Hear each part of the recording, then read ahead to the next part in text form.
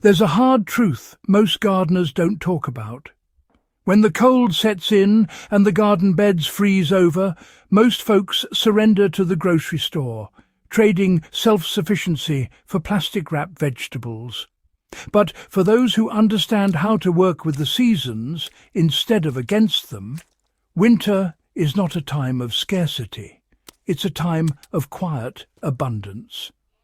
And it all comes down to three forgotten crops that once kept entire families fed through harsh winters before refrigeration and global trade made food convenience the new normal.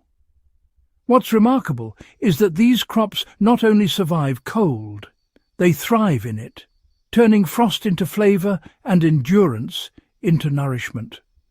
So if you're serious about food independence and real soil stewardship, here's what you need to grow when everyone else is watching their gardens die back. Let's start with the comeback king of cold weather. Kale, the crop that used to be called Hungry Gap Green. Long before kale became a trendy smoothie ingredient, it was a survival staple for European homesteads that faced bitter winters. Kale isn't just frost-tolerant.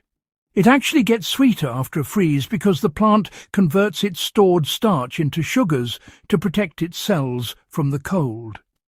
This natural antifreeze is what gives winter-grown kale that distinctive mild, sweet flavour that summer kale can't match.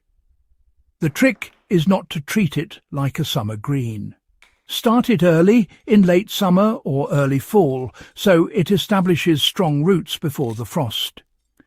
Once temperatures drop, mulch heavily around the base with straw, leaves or compost to insulate the soil. The beauty of kale is that it doesn't die, it pauses. You can keep harvesting the outer leaves all winter long, letting the inner growth continue to regenerate. Some gardeners even grow it in low tunnels or cold frames for an extra layer of protection. If you've got limited space, Russian red kale and winter boar are two varieties that perform incredibly well in sub-zero climates. These were the backbone of 18th and 19th century kitchen gardens because they provided greens when no other vegetables dared grow. The second powerhouse crop is the humble parsnip, a root that most modern gardeners overlook but early settlers considered gold. Parsnips were once so essential that they were stored in root cellars like treasure. Their real magic happens after frost. Just like kale, parsnips respond to cold by converting starch into sugar, which gives them that distinct caramel-like flavour when roasted. But what makes them superior to other root crops in winter is their natural preservation method. They overwinter directly in the ground. You don't need a root cellar if your soil drains well. Here's how it works. Sow parsnips in mid to late spring and forget about them through summer. They'll mature quietly underground. Once frost arrives, you can start harvesting as needed. Just mark your rows before snow falls. A simple mulch layer keeps the soil workable so you can dig them up through winter. The historical advantage here was huge.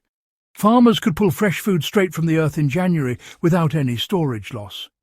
If you've ever had parsnips that tasted bitter or woody, it's because they were pulled too early or forced to grow in hot conditions.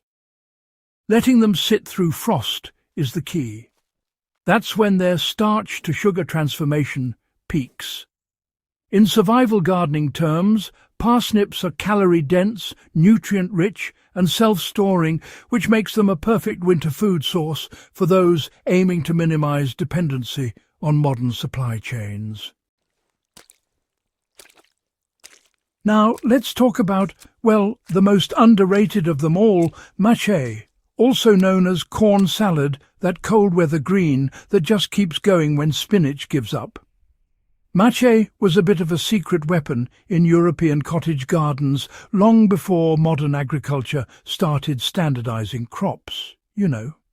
It's not only frost-hardy, it can survive under snow and remarkably keep growing once the snow melts. Farmers back in the 17th century relied on it because it germinates best in cool soil, somewhere between 5 and 15 degrees Celsius, when most crops simply refuse to sprout. The texture is tender, the taste is nutty and mild, and it's packed with vitamin C, which honestly explains why it was so prized during winters when scurvy was a real threat. To grow it, you just scatter seeds directly on the soil surface in early autumn, cover them lightly, and keep the bed moist until they germinate. Once established, mâché forms these low rosettes that hug the ground, shielding themselves from frost. You can harvest individual leaves or cut entire rosettes and, well, they'll regrow multiple times through winter.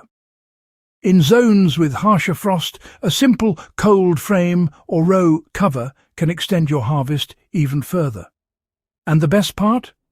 Mâché is virtually pest-free. Even slugs, honestly, don't seem to bother it much. It's the very definition of low maintenance. No fertilizers, no constant watering, no pest battles. Just quiet, consistent growth through the months when most gardeners have already packed up their tools. So, how do you combine these three into a true winter survival garden? The secret to year-round self-reliance isn't about growing a massive variety of crops. It's actually about mastering a few that thrive under different seasonal extremes. Start by planting kale and parsnips in mid to late summer, letting them get established before the frost sets in. Then sow mâché as the temperatures start dropping. By the time the first frost hits, you'll have a living system that produces greens above ground, roots below ground, and, honestly, continuous harvests even as the snow falls. If you want to push it further, layer compost around your kale to feed the soil through winter decomposition. The decaying material creates a slight heat that benefits nearby plants. For parsnips, add a thick mulch of straw to prevent the soil from freezing solid, which keeps your harvest window flexible.